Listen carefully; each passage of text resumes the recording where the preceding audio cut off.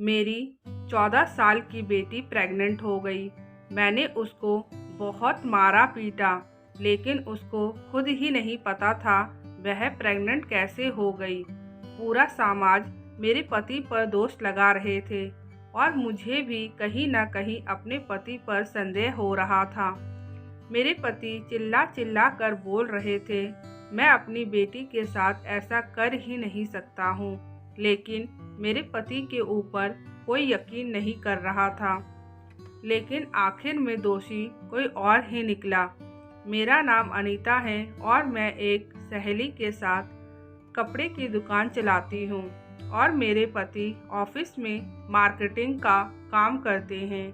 मेरी बेटी हमेशा अपने पापा से चिपकी रहती थी।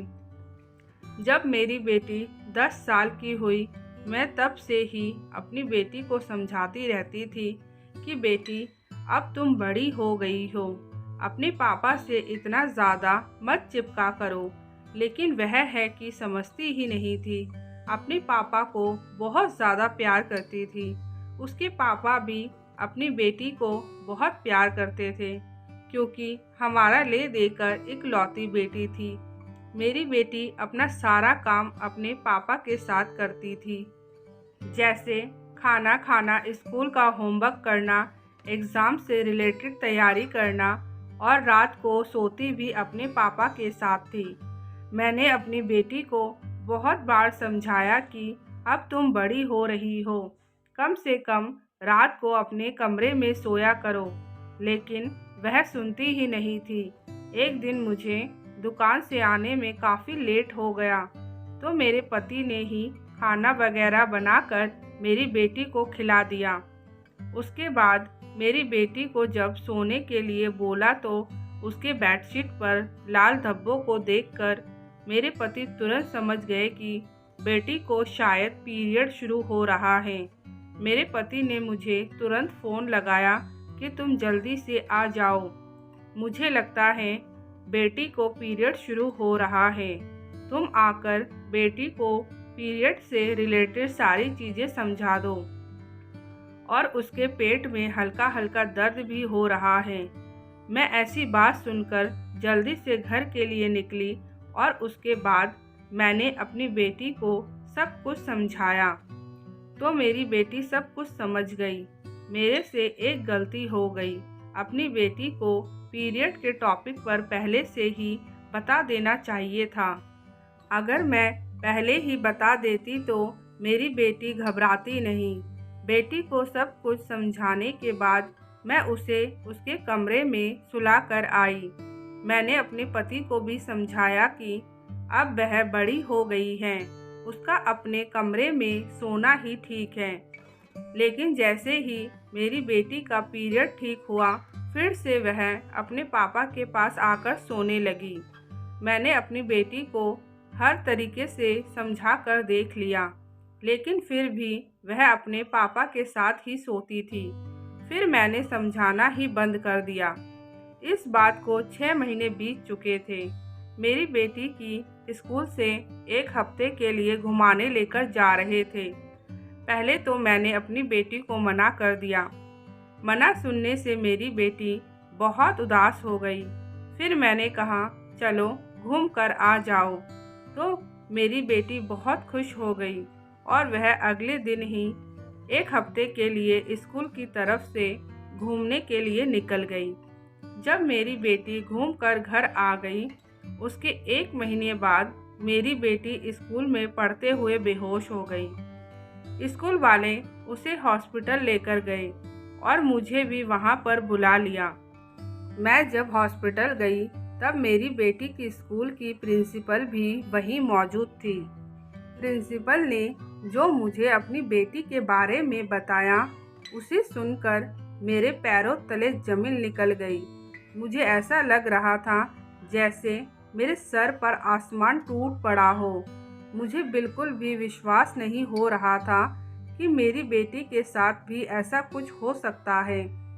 प्रिंसिपल ने बताया, तुम्हारी बेटी प्रेग्नेंट है। प्रिंसिपल कहने लगी, अब ये सब कैसे हुआ, आप अपनी बेटी से पूछिए।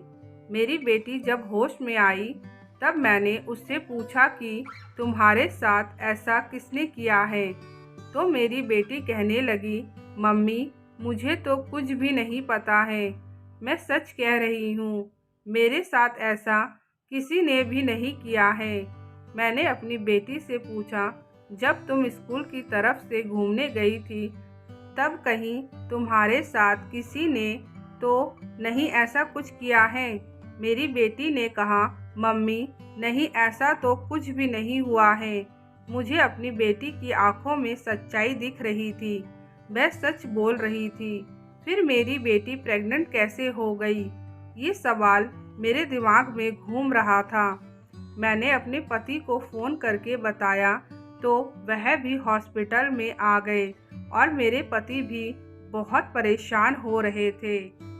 जब मेरी बेटी की बात आस पड़ोस और रिश्तेदारों में फैलने लगी तो सब लोग मेरे पति पर दोष लगा रहे थे। कह रहे थे, ये लड़की जब देखो अपने पापा के साथ चिपकी रहती है, ज़रूर इसके पापा ने ही कुछ करा होगा। ये सब सुनकर पहले तो मुझे अपने रिश्तेदारों पर बहुत गुस्सा आ रहा था, लेकिन जब सब कुछ पता करने के बाद कुछ भी सबूत नहीं मिल रहा था तो मेरा शक भी अपने पति के ऊपर ही जा रहा था। लेकिन मेरा दिल मानने को तैयार नहीं हो रहा था, क्योंकि मैं अपने पति को बहुत अच्छे से जानती थी। यही कश्मकश मेरे दिमाग में चल रहा था। उसके बाद एक दिन पुलिस वाले ने उस आदमी का पता कर लिया जिस आदमी ने मेरी बच्ची के साथ ऐसा किया था। पुलिस वाले ने बताया, आपके पति ने इस आदमी का पता लगाने में बहुत मदद करी है।